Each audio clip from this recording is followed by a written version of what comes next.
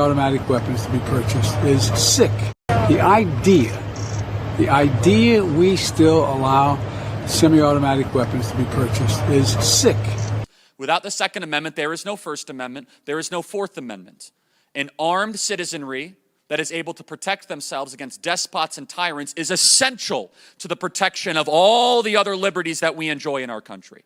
Now, I'm sure you've noticed that the gun control versus self-defense debate long ago devolved into finger pointing between people who ultimately want the same thing: safety. And I, for one, are tired of the shouting matches and assumptions of bad faith.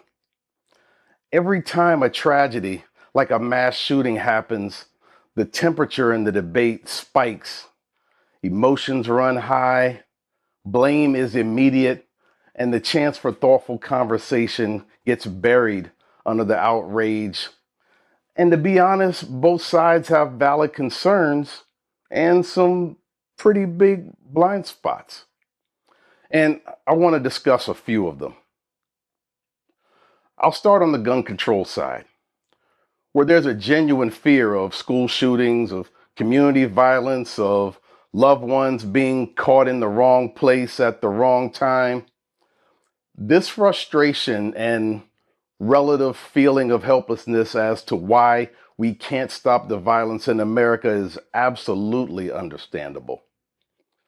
The problem is that frustration often leads to calls for common sense gun reform, a phrase that feels obvious to some but nebulous or even condescending to others.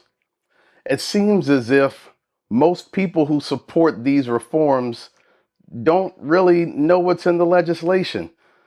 It seems that they assume because politicians call it common sense, it'll obviously make things safer.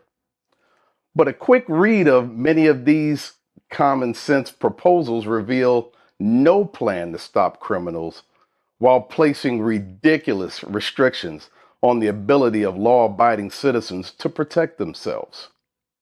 There's also a tendency to place too much faith in an under-resourced, understaffed, undertrained, and often maligned police force.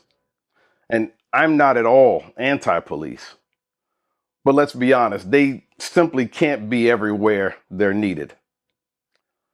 Then, of course, the inevitable opposition to these restrictions is looked at as the desperate attempt to hold on to guns by paranoid vigilantes backed by the gun lobby who are just itching to pull the trigger. Now, on the self-protection side, the Second Amendment is often the headline argument. But while it's crucial in legal context, it's not at all persuasive to someone who lost a child or a friend to gun violence. That constitutional justification holds no sway to people watching the constant commentary on the news and social media about mass shootings. Instead, we need to explain what owning a firearm represents to many people. Not just a political stance, but a means of protection when an attack is imminent and no one is there to save you. It's about balancing the scales when facing a stronger, unexpected, or more numerous threat, not because someone wants a fight, but because they just want to get home safely. The self-protection community should also emphasize how gun ownership represents a profound shift in lifestyle and personal responsibility, one that is not taken lightly by those who choose it. And while defending the right to bear arms, we also have to acknowledge the real fears people have about gun violence. And dismissing those fears by simply saying they just want to take your guns away might rally the base, but it doesn't move the conversation or the country any closer to resolution. And we must also be realistic about the text and the intent of the Second Amendment. The right to own a firearm, while fundamental, is not and should not be absolute.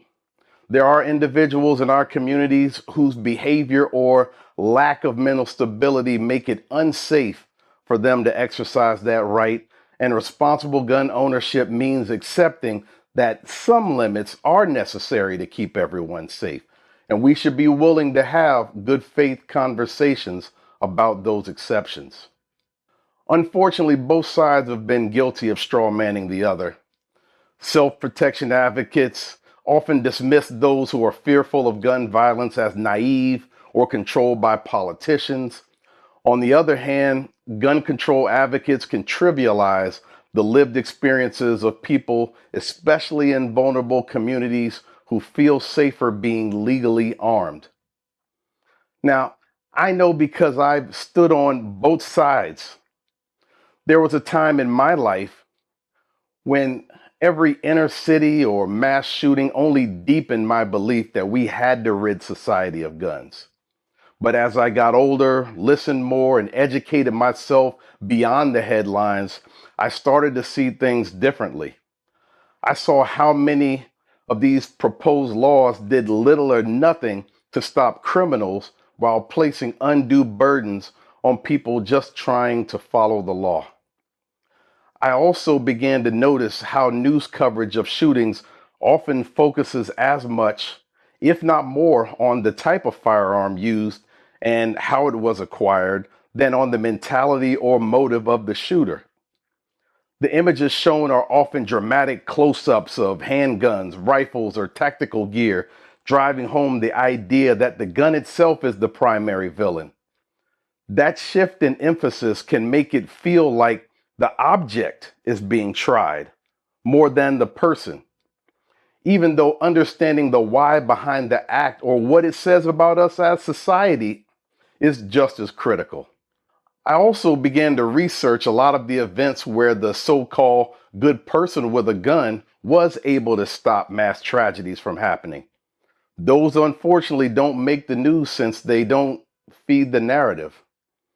So, because of my evolution on this issue, I try to carry that empathy into every conversation. When I talk with someone who wants tighter gun laws, I don't assume bad faith. I remember when I felt the same way, and I ask that those who support more regulation don't assume the worst about those of us who choose to carry legally. We all want to feel safe. We all want to protect our families.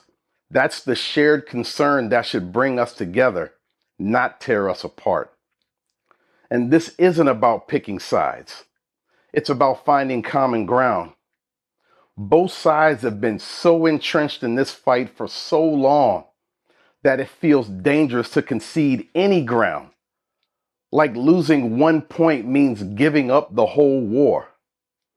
But if we want real progress, we'll have to relax our defensive reflexes and be willing to listen and discuss solutions that can actually fix the problem. Because at the end of the day, and I say this again, we all want to feel safe. And that's where the real conversation begins. Thank you.